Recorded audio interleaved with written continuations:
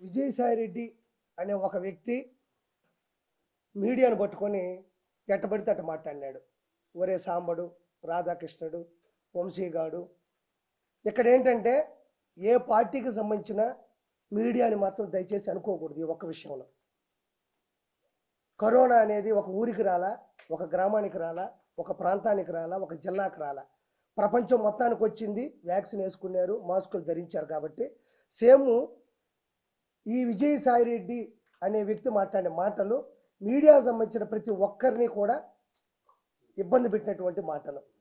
రే అనకూడదు. ఎందుకంటే ఒక్క విషయంలో నేను చాలా బాధగా చెప్తున్న మాట ఏంటంటే, ప్రెస్ వారికి నేను మనస్ఫూర్తిగా నా శిరస్సు వంచి క్షమాపణలు కోరుకుంటున్నాను.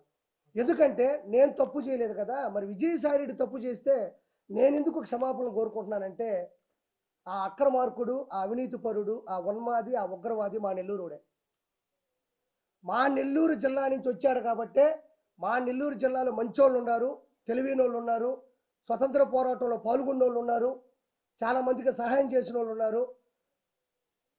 కాబట్టి ఈరోజు అతను సరాసరి ఒక మనిషితోనూ, ఒక సాధారణమైన వ్యక్తితో మాటలు మాట్లాడినట్టు నాకు అనిపించలే.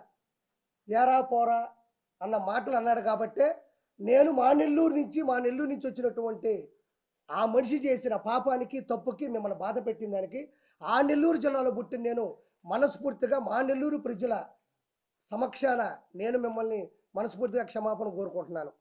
ఆ మీడియాకి నేను నా శిరస్సు ఉంచి మా నెల్లూరు ప్రజల తరపున ఒక వ్యక్తి చేసినటువంటి చెడ్డ పనికి మేము సిగ్గుతో తలదించుకుంటూ మీ అందరికీ శిరస్సు ఉంచి నేను నా యొక్క క్షమాపణలు కోరుకుంటున్నాను దయచేసి. ఎందుకంటే అతను కూడా నెల్లూరు జిల్లాలో తాళపూడి అనే గ్రామంలో వచ్చాడు.